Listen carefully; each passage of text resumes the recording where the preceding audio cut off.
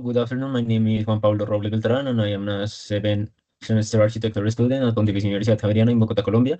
And with my classmates, we are going to talk about the ODS, the Sustainable Development Goals.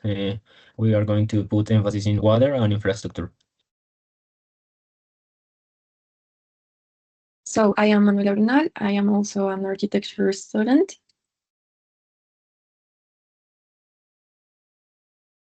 And I'm Juan Felipe Guarin, music student, and together we developed a course project about the water, and it was very interesting for all us. Okay, so the topic that we are going to talk about is basically, for me, is critically urgent, and it's also often overlooked in Colombia. The water and infrastructure inequality, it's a problem that is experienced by the Tierra Bombas community. And to put you in context, Tierra Bomba is an island that is in front of Cartagena. It's part of the government of Cartagena, but obviously is separate with the sea because it's an island. So as my classmate said, Tierra Bomba is an island district and is situated just 10 to 25 minutes by boat from Cartagena. This island has a lot of problems, such as the deficit in infrastructure, environmental and health risk, educational environment, but it has a core issue that is the precarious coverage of water supply, sewerage, and public utilities such as electricity. In 2022, the population of the island in its four districts was about 11,728 inhabitants, but only in Tierra Bomba there are like 3,079 people. Uh, we can say that the island is obviously and notably young population, and we can see some images that Juan Pablo took in his experience in Tierra Bomba.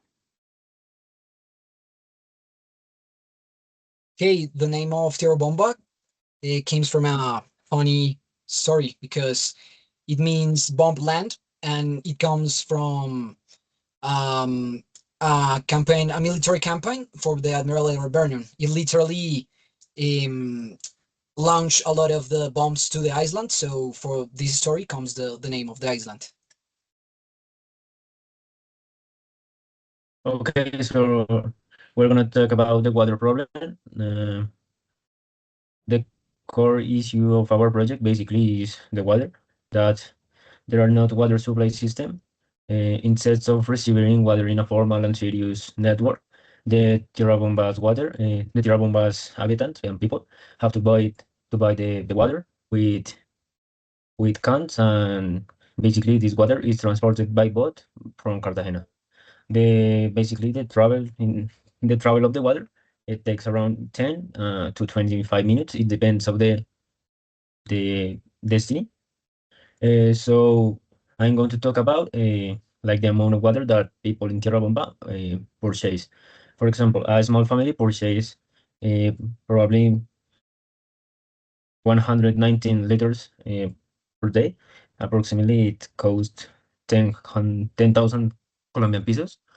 And in extremely cases that the family are more bigger, for example, with 5 members average, yeah, the amount of water in liters are 318, and the cost approximately is 20,000 of Colombian pesos. Okay, according to the World Health Organization, a person requires per day 50 and 100 liters of water to drinking water, personal hygiene, cleaning, and food preparation. But actually, the reality is totally different, because a single person can access only to 19 liters of water just for drink water in one day. And this is absolutely dangerously below to the recommended minimum of the World Health Organization. Furthermore, the limited water was collected from the rooftops when the rainfall rainfall comes, and has been found to be critical contaminated with asbestos fevers. In places like Caño del Oro, water tests have revealed that presence of different mesophil bacteria and Listeria coli. And in addition to this, it's a complete lack of medical services on the island, which means the waterborne disease are treated with extremely difficulty. Okay, maybe it's important too to know something about the community that we talk about. And it's important to acknowledge that Tierra Bomba is not just defined by all the vulnerabilities that they have. The community has deep-laid root of Afro-Caribbean cultural identity, expressed through celebrations like the Saint Anne and Patron Saint festivities, traditional music genres such mapalé, cumbia, gaita, bullerengue, stuff like that, and local artist groups like the Coral Tierra Bomba, which is actively committed to build cultural resilience among the island's youth. All the information that we have presented today is based on an academic and institutional research published by the Universidad del Rosario by Pedro Sardilla, who talks about the resilience of this district, about this issue of water. Also, we took into account um, the quality of life reports of Baru and Tierra Bomba that was made from Cartagena como Vamos. And this report was made in 2018 and 2022. And the last one reference was the official United Nations report of Sustainable Development Goals. Now, having presented this core issue, we are going to talk about and share with all of us those reflections and strategies that we are proposing to change the actual situation of the Romba. So if you want, Juan Pablo, you can start talking about this. Okay, so first, I'm going to start talking about my perspective. Basically, from my perspective as an architect, the water problem in Terra is a special justice issue because it has been constructed in an informal way and without the formal and the seriously of the government. And yeah, basically, this problem is an historical, unique problem that affects the island because when I traveled to Tierra, I stay in the Laguito. That the Laguito is a expensive food in Cartagena that is really near to Tierra. And the contrast is particularly surprising because uh, in one coast you have the one of the most expensive foods in the city, I think, and in the country, and in the other coast you have one of the most vulnerable populations in Colombia.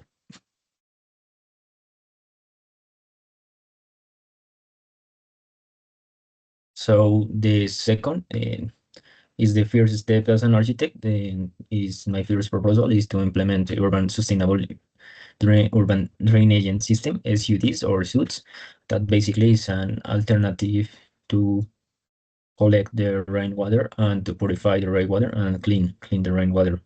Basically, this can when humans build and with concrete and with like I don't know how to say, like probably strong materials is the word. The water that follows in the floor cannot pass to the most under caves of the earth. But with the suit, we can make that water that falls when it rains uh, go to the under the earth. And obviously, it is important to collect water that is basically the principal problem of the island. So another problem that I see as an architect is that the people don't do a collective design in the island. It's like when you go to the island, everything is in disorder, and it's like everyone put the house in the place that he or she wants, that they want. So it is good, but it's not good that it's good to be like not the same, but when Tierra Bomba like exaggerate this thing and it's completely disorder. So in this collective design that I propose, basically I propose that the government of Cartagena, the community leaders, the architects, and most and other professionals can can design and rebuild Tierra Bomba to a better quality of life and a better development of the territory. For example, if the territorial planning were applied, we don't have to make all of these like new proposals to to improve the quality of life in the island.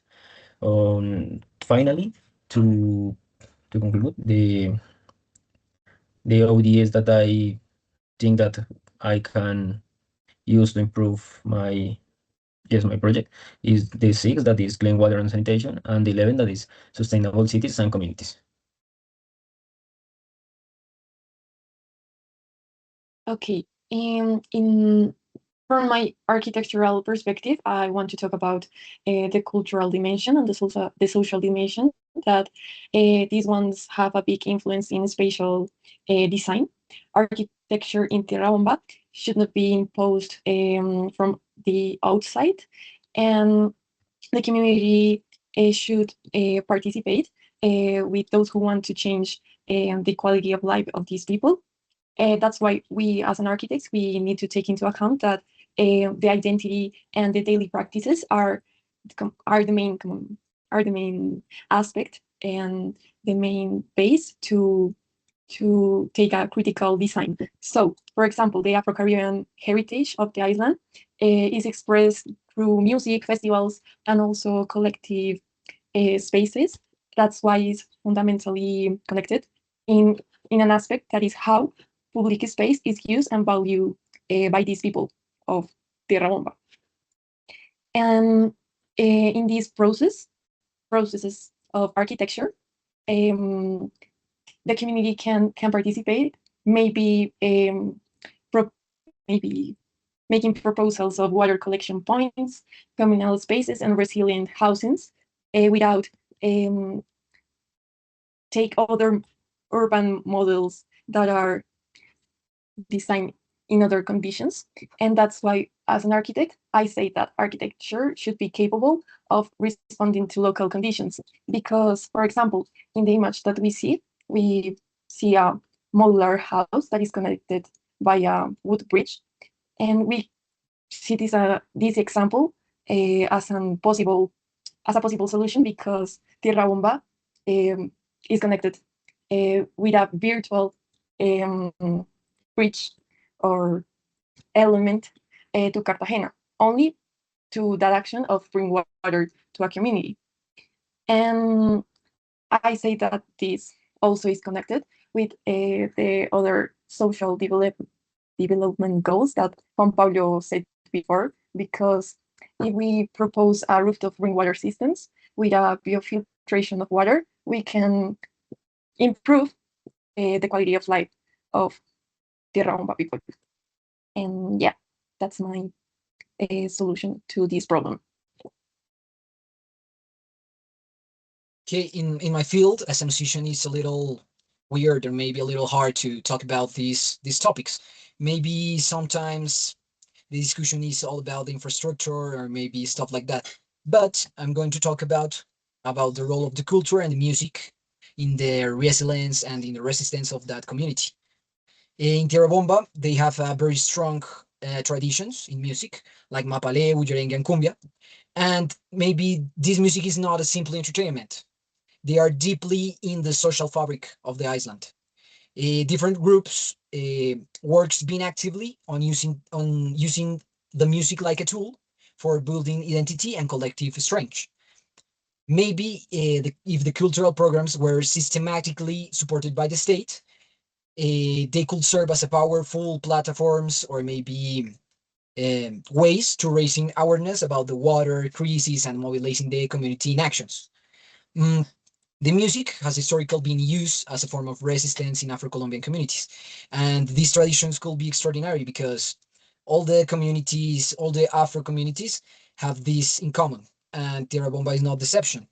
They have strong music, they have strong traditions, and in this case, they use it for resistance and they use it for search resilience when they have these very bad conditions in the water and in his lives. So this connects with the CDG 4 about the quality education and CDG 16, peaceful and inclusive institutions. In addition to this, if the government were genuinely committed to the 2030 agenda, the cultural infrastructure will be recognized like essential. And is not they don't pass in the actuality, so it's a little hard situation.